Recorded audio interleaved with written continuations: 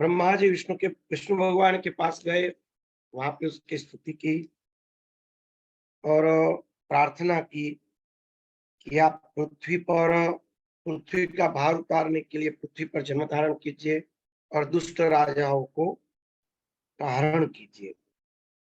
विष्णु भगवान बोले, चतुर्स्कंद 18वां अध्याय, विष्णु भगवान बोले कि इस समय इस विषय में मैं, ब्रह्मा और शंकर, इंद्र, अग्नि, यम, त्वष्टा, सूर्य और वरुण कोई भी स्वतंत्र नहीं। इस संपूर्ण चराचर जगत योग माया के अधीन है। ब्रह्मा से लेकर तृण पर्यंत सब कुछ गुणों के सूत्र द्वारा उन्होंने गुथा हुआ है। गुण यानी 3 गुण, सत्व, रजस और तमस। हे सूरत, वे हितकारिणी भगवती सर्वप्रथम स्वेच्छापूर्वक जैसा करना चाहती है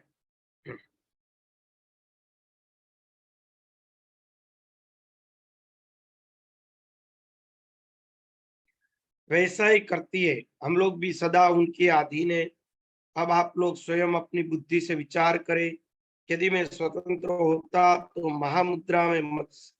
महासमुद्र में मत्स्य और कच्छप रूपधारी क्यों बनता।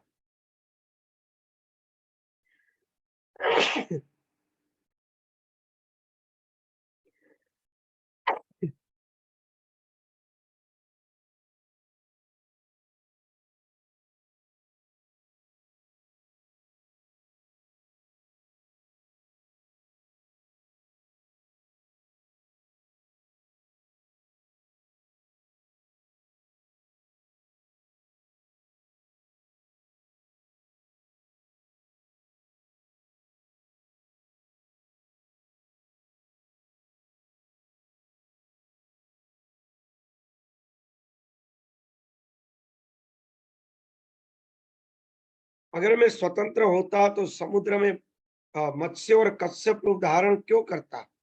तिर्यक योनि में कौन सा भोग प्राप्त है, क्या यश मिलता है, कौन सा सुख है, कौन सा पुण्य प्राप्त होता है। क्षुद्र योनि में जन्म लेने वाले मुझ विष्णु को क्या फल मिला। यदि मैं स्वतंत्र होता तो सुकर, नृसिंह, वामन क्यों बनता। इस प्रकार हे पितामह, मैं जमदग्नि पुत्र पराशर के रूप में उत्पन्न क्यों हुआ, परशुराम के रूप में उत्पन्न क्यों हुआ। इस भूतल पर मैं क्षत्रियों को संहार जैसा नृशंस कर्म क्यों करता और उनके रुधिर से समस्त सरोवर को क्यों भिगा देता। उस समय में जमदग्नि पुत्र परशुराम के रूप में जन्म लेकर एक श्रेष्ठ ब्राह्मण होकर भी युद्ध में क्षत्रियों का संहार क्यों करता, गर्भस्थ शिशुओं तक को भला क्यों मारता।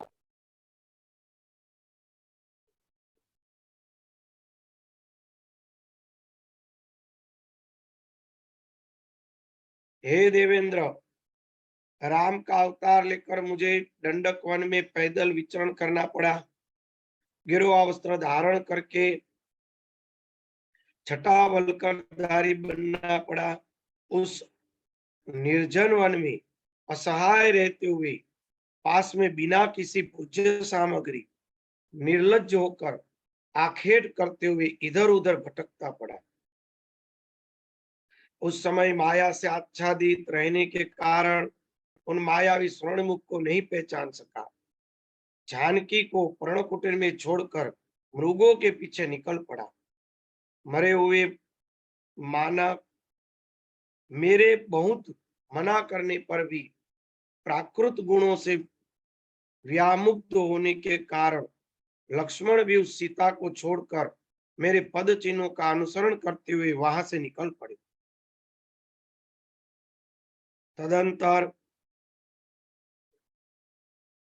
कपट स्वभाव राक्षस रावण ने भिक्षुक का रूप धारण करके शोक से व्याकुल जानकी का तत्काल हरण कर दिया। तब दुख से व्याकुल होकर मैं वन वन भटकता हुआ रोता रहा। अपना कार्य सिद्ध करने के लिए मैंने सुग्रीव से मित्रता की। मैंने अन्याय पूर्वक बालिक का वध किया, सांप से मुक्ति दिलाई और इसके बाद वानरों को अपना सहायक बनाकर लंका की ओर प्रस्थान किया।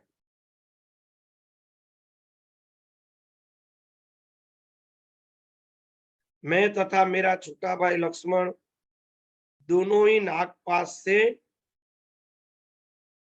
बांध दिए गए थे।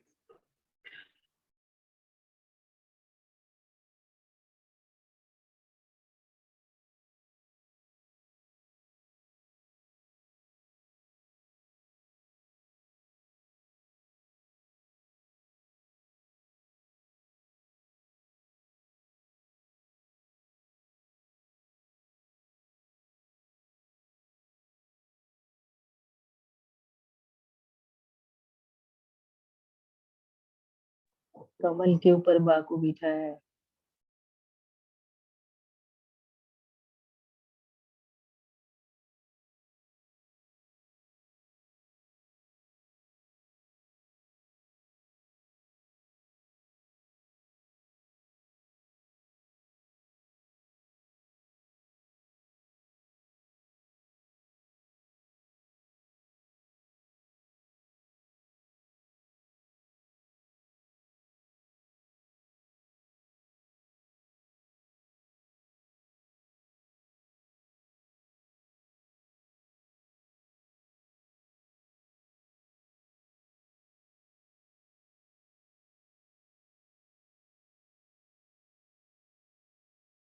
आपका वॉल्यूम बंद है स्वामी जी।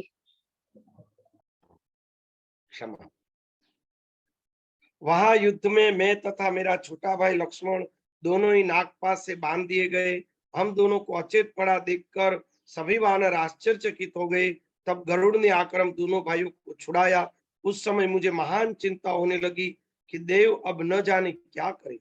राज्य छिन गया, वन में वास करना पड़ा, पिता की मृत्यु हो गई, प्रिय सीता हर ली, युद्ध कष्ट दे रही, अब आगे देव न जाने क्या करे। सर्वप्रथम दुख तो मुझ राज्यविहीन का वनवास हुआ। वन के लिए चलते समय राजकुमारी सीता मेरे साथ थी। मेरे पास धन नहीं। वन जाते समय पिताजी ने मुझे एक वराटिका यानी कौड़ी भी नहीं दी। असहाय धनहीन में पैदल ही निकला। उस समय क्षत्रिय धर्म का त्याग करके व्याघ्र वृत्ति से मैंने उस महान वन में 14 वर्ष व्यतीत किए। देखो भगवान ने भी कितने कष्ट सहन किए हैं और हम लोग छोटी छोटी बात में कितना फसल जाते हैं। तदंतर भाग्यवश युद्ध में मुझे विजय प्राप्त हुई। वह महान असुर रावण मारा गया। इसके बाद सीता को ले आए। मुझे अयोध्या फिर से प्राप्त हुई। इस प्रकार जब मुझे संपूर्ण राज मिल गया तो कौशल देश पर अधिष्ठित रहते हुए मैंने वहां पर कुछ वर्षों तक सांसारिक सुख भोग किया। इस प्रकार पूर्व काल में जब मुझे राज्य प्राप्त हो गया तब मैं लोक निंदा के भय से सीता का परित्याग किया। उसके बाद मुझे पुनः पत्नी वियोग से होने वाला भयंकर दुख प्राप्त हुआ। वह धरानंदिनी सीता पृथ्वी को भेद कर पाताल में चली गई। इस प्रकार रामावतार में भी मैं परतंत्र होकर निरंतर दुख पाता रहा। तब भला दूसरा कौन स्वतंत्र जगत में हो सकता है। तत्पश्चात काल के वशीभूत होकर मुझे अपनी भाइयों के साथ स्वर्ग जाना पड़ा। अतः कोई भी विद्वान पराधीन व्यक्ति की क्या बात करेगा। हे कमल उद्भव ब्रह्मा, आप यह जान लीजिए कि जैसे मैं परतंत्र हूं वैसे ही आप शंकर और अन्य सभी बड़े बड़े देवता निश्चित रूप से परतंत्र है।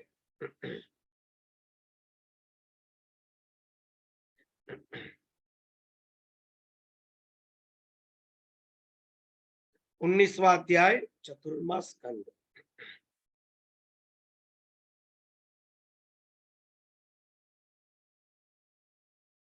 व्यास जी बोले, ऐसा कहने के उपरांत भगवान विष्णु ने ब्रह्मा जी से फिर कहा, जिन भगवती माया से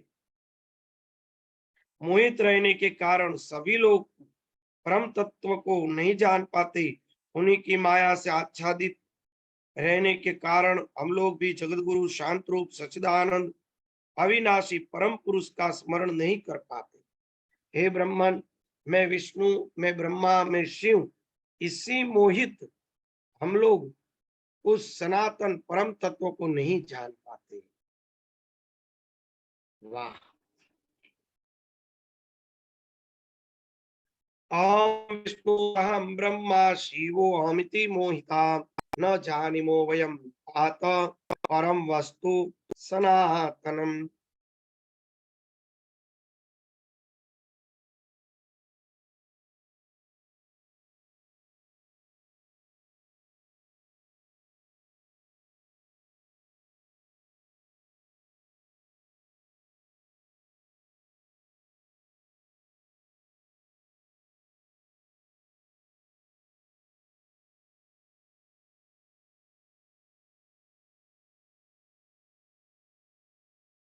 मैं ब्रह्मा हूं, मैं विष्णु हूं, मैं शिव हूं, इस अभिमान से मोहित हम लोग उस सनातन परम तत्व को नहीं जान। जब तक हम लोगों के अंदर व्यक्तित्व का अहंकार है, मैं अमुक व्यक्ति हूं, मेरा अमुक नाम है, मेरा अमुक गुण है, स्त्री पुरुष छोटा बड़ा जो भी व्यक्तित्व है, उस व्यक्तित्व का जब तक अहंकार है, तब तक हम परम तत्व को प्राप्त नहीं कर सकते, तब तक परम तत्व हमारे सामने प्रकट नहीं हो सकता है। उस परमात्मा की माया से मोहित मैं उसी प्रकार सदा उसके अधीन रहता हूं, जैसे कठपुतली बाजीगर के अधीन है। कल्प के आरंभ में आप ब्रह्मा शिव ने और मैंने भी सुधा सागर में परम तत्व की अद्भुत विभूतियों का दर्शन किया। मणिद्वीप में मंदार वृक्ष के नीचे चल रहे रास मंडल में एकत्रित सभा में वह विभूति साक्षात देखी गई, न कि वह केवल कहीं सुनी भी गई। अतएव इस अवसर पर सभी देवता, सभी परम शक्ति कल्याणकारिणी, सभी कामनाएं पूर्ण करने वाली माया स्वरूपिणी परमात्मा की आद्य शक्ति भगवती का हम स्मरण करें। व्यास जी ने कहा कि भगवान विष्णु के ऐसा कहने पर ब्रह्मा आदि देवता सदा विराजमान रहने वाली भगवती योग माया का एकाग्र चित्त से ध्यान करने लगे। उसके शरण करते ही भगवती उन्हें प्रत्यक्ष दर्शन दिए। उस समय देवी छपा कुसुम के समान रक्तवर्ण से सुशोभित, उन्होंने पाश अंकुश वर अभय मुद्रा धारण कर रखी। उन परम सुंदर भगवती को देखकर सभी देवता अत्यंत प्रसन्न हुए और उनकी स्तुति करने लगे। देवता बोले, जिस प्रकार मकड़ी की नाभि से तंतु अग्नि से चिंगारियां निकलती है, उसी प्रकार यह जगत जिसके प्रकट हुआ है, जिससे प्रकट हुआ है, उन भगवती को हम नमस्कार करते हैं, जिनकी माया शक्ति से संपूर्ण चराचर जगत पूर्णतः ओतप्रोत उन चित्त रूपिणी करुणा सिंधु भुवनेश्वरी का हम स्मरण करते, जिन्हें न जानने से संसार में बार बार जन्म होता रहता है और जिनका ज्ञान हो जाने से भवबंधन नाश हो जाते, उन ज्ञान स्वरूपिणी भगवती का हम स्मरण करते हैं। वे हमें संसार पर चलने को प्रेरित करें, हम उन महालक्ष्मी को जाने, हम सर्वशक्तियां भगवती का ध्यान करते, वे भगवती हमें सत्कर सतमार्ग में प्रवृत्त करने वाली प्रेरणा प्रदान करे। बहुत बढ़िया स्तुति है।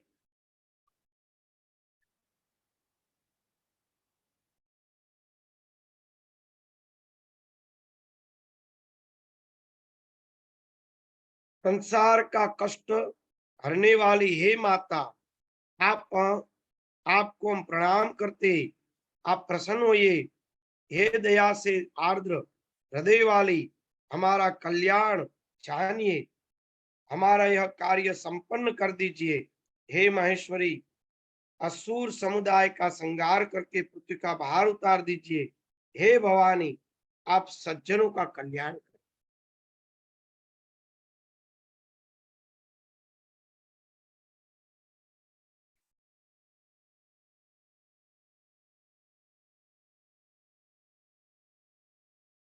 हे कमल नयने, यदि आप देवताओं पर दया नहीं करेगी तो वे सम्रांगण में तलवार और बाणों से दैत्यों पर प्रहार करने में समर्थ हम कैसे हो सकेंगे। इस बात को आपने स्वयं यक्षोपाख्यान प्रसंग में यक्ष रूप धारण करके, हे उतासन, आप इस नितने को जान ले इत्यादि पद कथन से द्वारा व्यक्त कर दिए थे।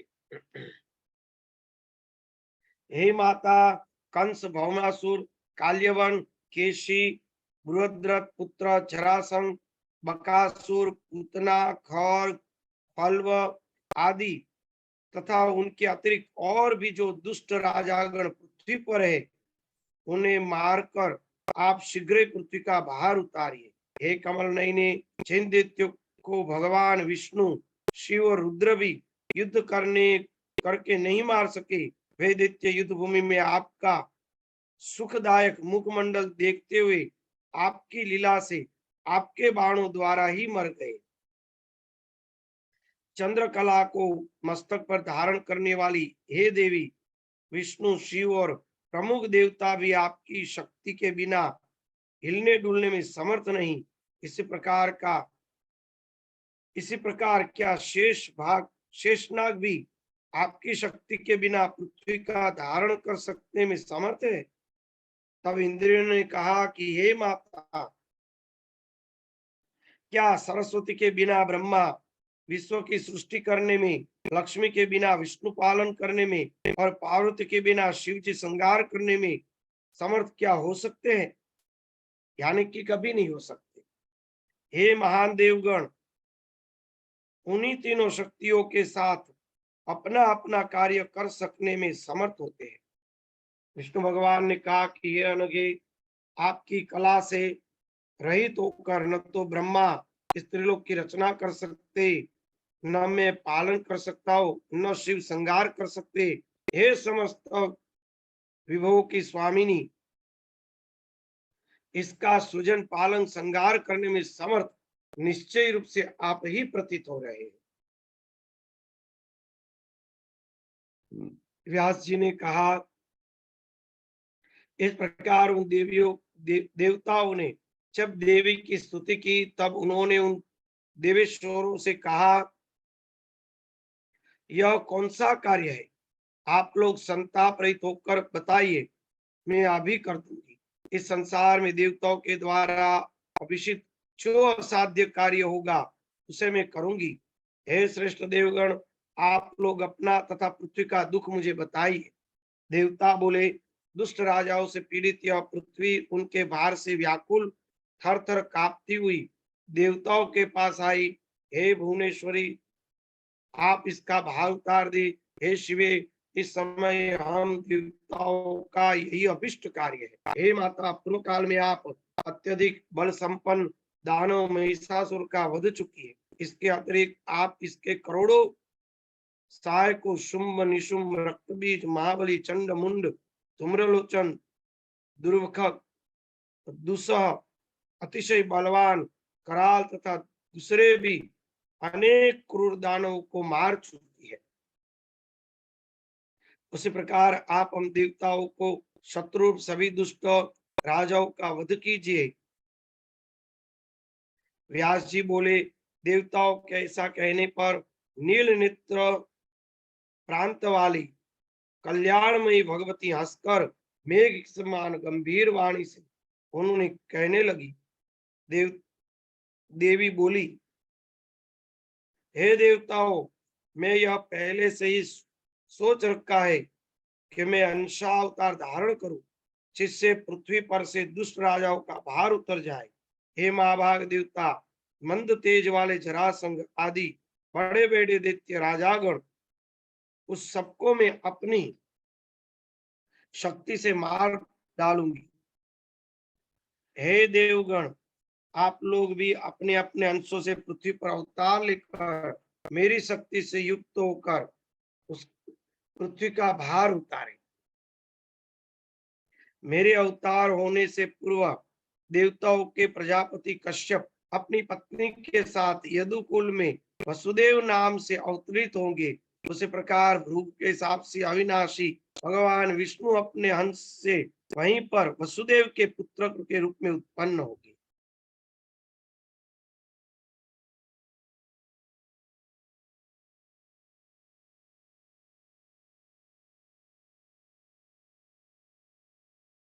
हे श्रेष्ठ देवताओं, उस समय मैं भी गोकुल में यशोदा के गर्भ से उत्पन्न होंगी। देवताओं का सारा कार्य सिद्ध करूंगी। कारागार में अवतरित होंगी। विष्णु को मैं गोकुल में पहुंचा दूंगी और देवकी के गर्भ से शेष भगवान को खींचकर रोहिणी के गर्भ में स्थापित कर दूंगी। मेरी शक्ति से संपन्न होकर वे दोनों ही दुष्टों का विनाश करेंगे। द्वापर के व्यतीत होते ही दुष्ट राजाओं का पूर्ण रूप से संहार बिल्कुल निश्चित है। यानी द्वापर पूरा होने से पहले ही साक्षात इंद्र के अंश स्वरूप अर्जुन भी उन दुष्ट राजाओं के बल का नाश करेंगे। धर्म के अंश रूप युधिष्ठिर, वायु के अंश रूप भीम, अश्विनी कुमारों के अंश से नकुल और सहदेव, वसु के अंश से अवतरित गंगा पुत्र भीष्म उन दुष्ट राजाओं की शक्ति का नष्ट करेंगे। हे श्रेष्ठ देवगण, अब आप लोग जाइए और पृथ्वी भी निश्चिंत होकर रहे। मैं उन अंशावतारी लोगों को निमित्त बनाकर सभी शक्तियों से उन पृथ्वी का भार उतार दूंगी। उनमें संदेह नहीं, मैं क्षत्रियों का यह संहार कुरुक्षेत्र में करूंगी। असूया, ईर्षा, बुद्धि, तृष्णा, ममता, अपनी प्रिय वस्तु की इच्छा, स्पृहा, विजय की अभिलाषा, काम और मोह, इन दोषों के कारण सभी यादव नष्ट हो जाएंगे। ब्राह्मणों के शाप से उनके वंश का भी नाश हो जाएगा और उसी शाप को भगवान कृष्ण भी अपने शरीर का त्याग करेंगे। अब आप लोग भी अपनी अपनी शक्ति स्वरूपा भार्याओं सहित अपने अपने अंश में मथुरा और गोकुल में अवतरित और सारंग पाणी भगवान विष्णु की सहायिका बने।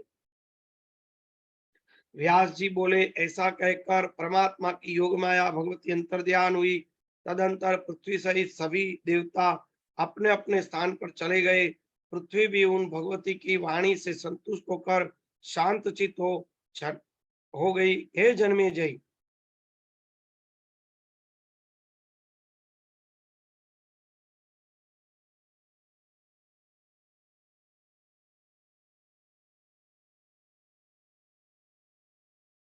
हे जन्मेजय, पृथ्वी औषधि और लताओं से संपन्न हो गई।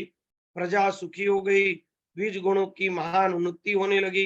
सभी मुनिगण संतुष्ट होकर धर्मपरायण हो गए। 20वां अध्याय, चतुर्स्कंद। व्यास जी ने कहा कि हे भारत, सुनिए, अब मैं आपको पृथ्वी का भार उतारने के लिए कुरुक्षेत्र और क्षेत्र में योग माया के द्वारा सेना के संहार का वृत्तांत बताऊंगी। लोगों के साप के प्रताप तथा महामाया की शक्ति से ही अमित तेजवान भगवान विष्णु का आविर्भाव यदुवंश में हुआ। मेरा यह मानना है कि पृथ्वी का भार उतारना तो निमित्त मात्र, वस्तुतः योग माया से ही यह संयोग का विधान कर दिया था कि धरातल पर भगवान विष्णु का अवतार हो। हे राजन, इसके आश्चर्य कैसा! वे भगवती योग माया ब्रह्मा विष्णु आदि देवताओं को भी निरंतर नचाती रहती है तथा त्रिगुणात्मक सामान्य जीव की तो बात ही क्या करनी। उन भगवती ने अपनी रहस्यमय लीला से भगवान विष्णु को भी सम्यक रूप से मलमूत्र तथा स्नायु से भरे गर्भ में होने वाला दुख भोगने को विवश कर दिया। पूर्व काल में रामावतार के समय उन योग माया ने जिस प्रकार देवताओं को वानर बना दिया और भगवान विष्णु को दुख पास से व्यतीत कर दिया, वह तो आपको विदित ही है। हे राजन, अहमता और ममता की सदृढ़ बंधन से सभी लोग आबद्ध है। अतः अनासक्त मोक्ष की इच्छा रखने वाले योगी जन, भोग की कामना करने वाले भोग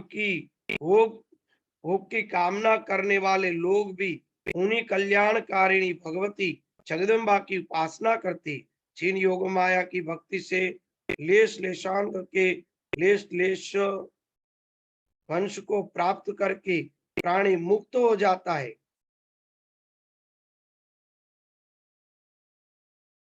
उनकी उपासना कौन व्यक्ति नहीं करेगा। हे भुवनेशी, ऐसा उच्चारण करने वाले को भी भगवती तीनों लोग प्रदान कर देती है। मेरी रक्षा कीजिए। यह वाक्य के कहने पर यानी उससे पहले ही त्रिलोक दे देने के कारण सब कुछ भी न दे पाने से वे उस भक्त की ऋणी हो जाती है। हे राजन, आप उन भगवती की विद्या तथा अविद्या से दो रूप जानिए। विद्या से प्राणी मुक्त होता है और अविद्या से बंधन में पड़ जाता है। ब्रह्मा विष्णु महेश ये सब उनके अधीन है। भगवती के सभी अवतार रस्सी से बंधे हुए समान भगवती से ही नियंत्रित है। भगवान विष्णु सभी कभी वैकुंठ में, कभी क्षीर सागर में, कभी अत्यधिक बलशाली दानवों के साथ युद्ध करते, कभी बड़े बड़े यज्ञ करते, कभी तीर्थों में कठोर तपस्या करते। हे सूरत, कभी योग निद्रा में वशीभूत होकर सैया पर सोते। वे भगवान मधुसूदन कभी भी स्वतंत्र नहीं है, सब माया के अधीन। ऐसे ब्रह्मा रुद्र इंद्र वरुण यम कुबेर अग्नि सूर्य चंद्र अन्य श्रेष्ठ देवता सनक आदि मुनि वशिष्ठ आदि महर्षि सबके सब बाजीगर के अधीन कठपुतली की भांति सदा भगवती के वश में। जिस प्रकार नते हुए बैल अपने स्वामी के अधीन रहकर विचरण करते, उसी प्रकार सभी देवता काल पास में आबद्ध है। हे राजन, हर्ष शोक निंद्रा तंद्रा आलस्य आदि भाव सभी देहधारियों में शरीर में सदा विद्यमान रहते। ग्रंथकारों ने देवताओं को अमर तथा निर्जर कहा है, किंतु वे निश्चित ही केवल नाम से अमर, अर्थ के कभी भी वैसे नहीं है। क्योंकि देवताओं का भी पतन होता है, इंद्र भी खुद नष्ट होता है और दूसरा इंद्र उसके पद पे आ जाता है। जिनमें सदा उत्पत्ति, ब्रह्मा भी बदलते हैं, विष्णु भी बदलते हैं, तो ये सब बदलते ही है, कोई यहाँ अमर नहीं है। जिनमें सदा उत्पत्ति स्थिति विनाश नामक अवस्थाएं रहती है, वे अमर और निर्जन कैसे हो सकते हैं। वे देवता विशेष बुद्धि वाले होते हुए भी दुखों से पीड़ित क्यों होते हैं। जब वे भी सामान्य लोगों की भांति व्यसन क्रीड़ा में आसक्त रहते, तब उन्हें देव क्यों कहा जाता है। इसमें कोई संदेह नहीं कि सामान्य जीवों की भांति उनकी भी क्षण में उत्पत्ति होती है, क्षण में विनाश। ऐसी स्थिति में उनकी उपमा जल में उत्पन्न होने वाले कीटों और मच्छरों की क्यों नहीं दी जाए। और जब आयु के समाप्त होने पर भी वे मर जाते, तब उन्हें मर क्यों न कहा जाए। कुछ मनुष्य 1 वर्ष की आयुष्य वाले, कुछ 100 वर्ष वाले, कोई अधिक आयुष्य वाले देवता और उनके अधिक आयुष्य वाले ब्रह्मा कहे गए। ब्रह्मा से अधिक शिव और उनसे अधिक विष्णु, अंत में वे भी नष्ट हो जाते और उनके बाद वे फिर से क्रमशः उत्पन्न होते और उत्तरोत्तर बढ़ते रहते हैं। हे राजन, निश्चित रूप से सभी देहधारियों की मृत्यु होती है और मरे हुए प्राणी का जन्म। इस प्रकार पहिए की भांति सभी प्राणियों का चक्कर लगा रहता है, उनमें संदेह नहीं। मोह के जाल में फंसा हुआ प्राणी कभी मुक्त नहीं होता, क्योंकि माया के रहते मोह का बंधन नष्ट नहीं होता। हे राजन, सृष्टि के समय ब्रह्मा आदि सभी देवताओं की उत्पत्ति होती है, कल्प के अंत में क्रमशः उसका नाश भी हो जाता है। जिसके नाश में जो निमित्त बन चुका है, उसके द्वारा उसकी मृत्यु होती है। विधाता ने जो रचा वह अवश्य होता है, उसके विपरीत कुछ नहीं होता। जन्म मृत्यु बुढ़ापा रोग दुख सुख जो निश्चित है, वह उसी रूप में अवश्य प्राप्त होता है। उसके विपरीत दूसरा सिद्धांत कभी नहीं होगा। प्रत्यक्ष दिखाई देने वाले सूर्य तथा चंद्रदेव सबको सुख प्रदान करते हैं, किंतु उनके शत्रु के द्वारा उन्हें होने वाली पीड़ा दूर नहीं होती। यानी कि सूर्य और चंद्र सबको सुख देते, मगर उसका शत्रु जो राहु है, उनके द्वारा जो पीड़ा उसको प्राप्त होती है वो कभी दूर नहीं होती। सूर्य पुत्र शनिश्चर मंद और चंद्रमा क्षय रोगी और कलंकित कहे जाते हैं। हे राजन, देखिए बड़े बड़े देवताओं को भी विषय में विधि का विधान अटल है।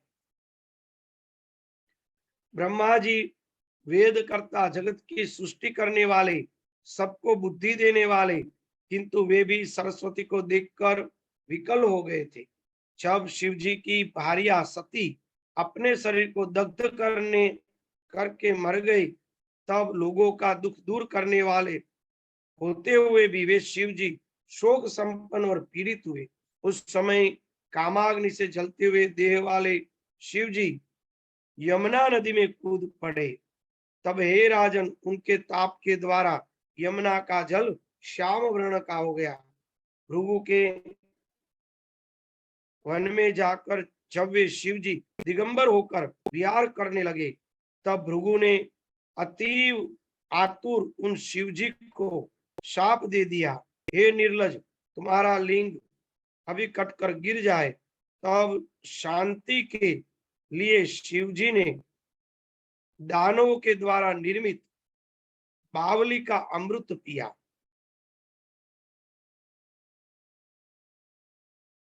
बैल बनकर इंद्र को भी धरातल पर वाहन बनना पड़ा, यानी सूर्यवंशी राजा कुकुत्स का वाहन बनना पड़ा था बैल बनकर इंद्र को। कोई कथा होगी जो आगे आएगी। समस्त लोगों के आदि पुरुष महान विवेकशील भगवान विष्णु की सर्वज्ञता प्रभु शक्ति उस समय कहाँ चली गई थी, जब रामावतार में स्वर्ण मृग संबंधी उस रहस्य को बिल्कुल नहीं जान सकते। माया का बल तो देखिए कि भगवान श्री राम भी काम से व्याकुल उन सीता के विषय में संतप्त व्याकुल होकर बहुत विलाप कर रहे थे। विहल होकर जोर जोर से रोते हुए वृक्षों को पूछते हुए चल रहे थे कि सीता कहाँ चली गई, उसे कोई खा गया या किसी ने हरण कर लिया। हे लक्ष्मण, मैं तो अपनी भार्या के वियोग से दुखित होकर मर जाऊंगा, मेरे दुख से तुम भी इस वन में मर जाओगी। इस प्रकार हम दोनों की मृत्यु जान करके मेरी माता कौशल्या मर जाएगी, शत्रुघ्न भी इस महान दुख से पीड़ित होकर जीवित नहीं रह सकेगा। तब पुत्र मरण से व्यथित होकर सुमित्रा भी प्राण त्यागेगी, किंतु अपने पुत्र भरत के साथ कैकेयी की कामना अवश्य पूर्ण होगी। हाँ सीते, मुझे पीड़ित छोड़कर तुम कहाँ चली गई? आओ आओ, मुझे जीवन प्रदान करो। हे जनक नंदिनी, मैं क्या करूं और कहाँ जाऊं? मेरा जीवन तो तुम्हारे अधीन। अपने प्रिय मुझ दुखित को सांत्वना प्रदान करो। इस प्रकार विलाप करते हुए वन वन भटकते हुए अमित तेजस्वी राजा जनक पुत्री सीता को नहीं खोज पाए। पश्चात समस्त लोगों का शरण देने वाले कमल नयन श्री राम माया से मोहित होकर वानरों की शरण में गए। वानरों को सहायक बनाकर समुद्र पर सेतु बांध पराक्रमी राजा रावण, कुंभकर्ण और महोदर का संहार किया। तदंतर दुष्टात्मा रावण के द्वारा सीता को हरी गई समझकर सर्वज्ञ होते हुए भी श्री राम ने उन्हें लाकर उनकी अग्नि परीक्षा कराई। योग माया की महिमा बहुत बड़ी है। उन माया के विषय में क्या कहूं, जिनके द्वारा नचाया हुआ संपूर्ण विश्व निरंतर चक्कर काट रहा। इस प्रकार शाप के वशीभूत होकर भगवान विष्णु इन लोक में अनेक अवतारों में देव के अधीन होकर नाना प्रकार की लीलाएं करते। अब मैं आपसे देवताओं का कार्य सिद्ध करने वाले मनुष्य लोक में भगवान विष्णु के अवतार तथा उनकी लीलाओं का वर्णन करूंगा। प्राचीन काल समय की बात है, यमुना के मनोहर तट पर मधुवन नामक एक वन, वहां पर लवणासुर नाम एक बलवान दानव रहता था, जो मधु का पुत्र था। वर प्राप्ति के कारण अभिमान से चूर पापी दैत्य ब्राह्मणों को दुख देता। महाभाग लक्ष्मण के छोटे भाई शत्रुघ्न ने संग्राम में उसका वध किया। उस मदोन्मन को मारकर उन्होंने मथुरा नामक सुंदर नगरी बसाई। वाह! शत्रुघ्न जी द्वारा मथुरा की स्थापना हुई, शास्त्र में लिखा है। भगवान कृष्ण भी रामावतार के वंश में ही है। कमल के समान नेत्रों वाले अपने दो पुत्रों को राज्य कार्य नियुक्त करके बुद्धिमान शत्रुघ्न समय आने पर स्वर्ग चले गए। सूर्यवंश के नष्ट हो जाने पर उस मुक्तिदायिनी मथुरा को यादवों ने अधिकार में लिया। बाद में यादव वहां पर आए। राजन, पूर्व काल में राजा ययाति सूर्यसेन नामक एक पराक्रमी पुत्र था, जो वहां का राजा हुआ। उससे मथुरा और सुरसेन दोनों की राज्य के विषयों का भोग किया। वहां पर वरुण देव के शापवश महर्षि कश्यप के अंश स्वरूप परम यशस्वी वसुदेव जी सुरसेन के पुत्र हुए। पिता के मर जाने पर वसुदेव जी वैश्यवृत्ति में संलग्न होकर जीवन यापन करने लगे। उस समय वहां के राजा उग्रसेन थे और उनका कंस नामक प्रतापी राजा था, प्रतापी पुत्र था। वरुण देव के ही शाप के कारण कश्यप की अनुगामिनी अदिति राजा देवक की पुत्री देवकी के रूप में उत्पन्न हुई। महात्मा देवक ने उस देवकी को वसुदेव को सौंप दिया। विवाह संपन्न हो जाने के पश्चात आकाशवाणी हुई, हे कंस, यह देवकी के गर्भ से उत्पन्न होने वाला 8वां ऐश्वर्यशाली पुत्र तुम्हारा संहार करेगा। उस आकाशवाणी को सुनकर महाबली कंस आश्चर्यचकित हो गया। आकाशवाणी को सत्यमान चिंता में पड़ गया। अब मैं क्या करूं? भली भांति सोच विचार कर वह निश्चय किया, यदि मैं देवकी को उसी समय शीघ्र मार डालूं तो मेरी मृत्यु नहीं होगी। मृत्यु का भय उत्पन्न करने वाली इस विषय अवसर पर दूसरा कोई उपाय नहीं, किंतु मेरी पूज्य चचेरी बहन, तो उनकी हत्या कैसे करूं? वह ऐसा सोचने लगा। उनसे पुनः सोचा, अरे यही बेन तो मेरी मृत्यु स्वरूपा है। बुद्धिमान मनुष्य को पाप कर्म से भी अपने शरीर की रक्षा कर लेनी चाहिए। बाद में प्रायश्चित कर लेने से उस पाप की शुद्धि हो जाती है। अतः चतुर लोग को चाहिए कि पाप कर्म से भी अपने प्राण की रक्षा करे। देखो, ये आसुरी बुद्धि है।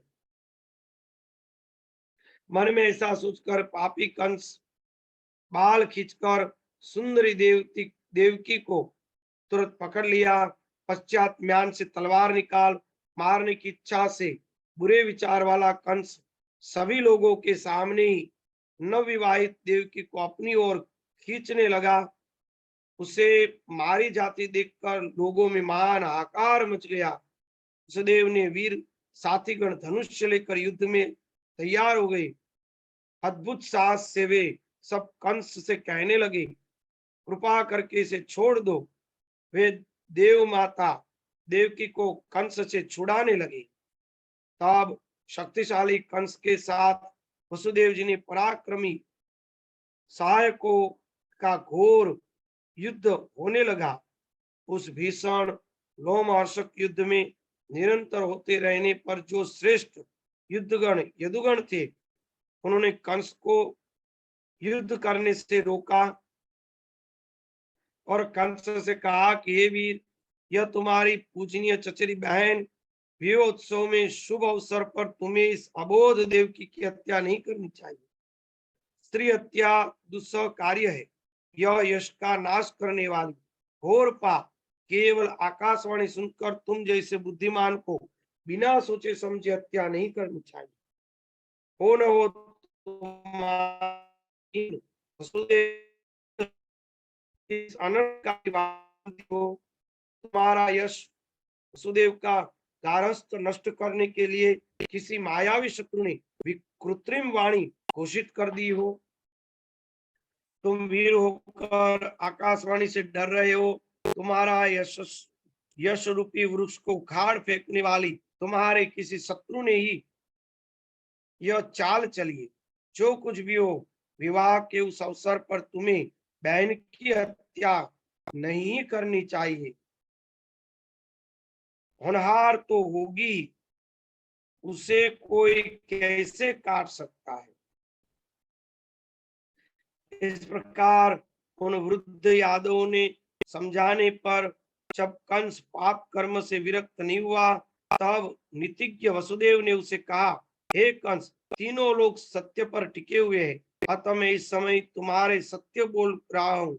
उत्पन्न होते ही देवकी के सभी पुत्रों को लाकर मैं आपके सामने दे दूंगा।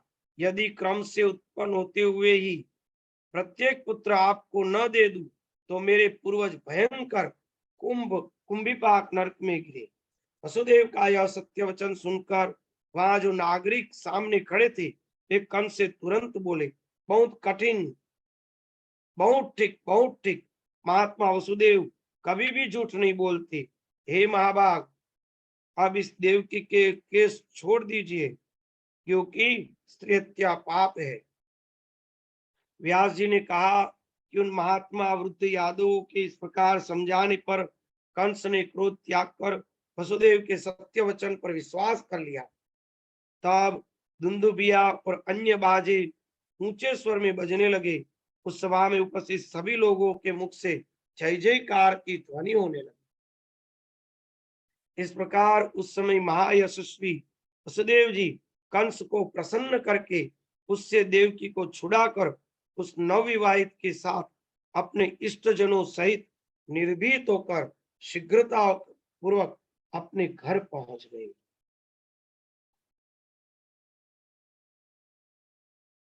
चलो आगे का कर लेंगे। चतुर्थ स्कंद 21वां अध्याय कर लेंगे। सुंदर भगवान कृष्ण का चरित्र है।